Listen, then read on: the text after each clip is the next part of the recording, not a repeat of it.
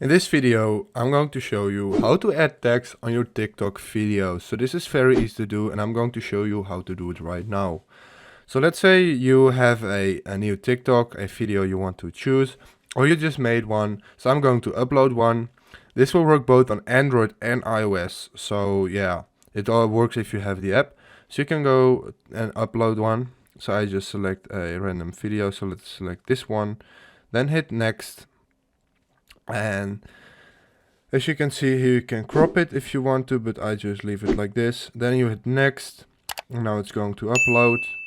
And here you get a option that says text. As you can see, I can add text, something like this.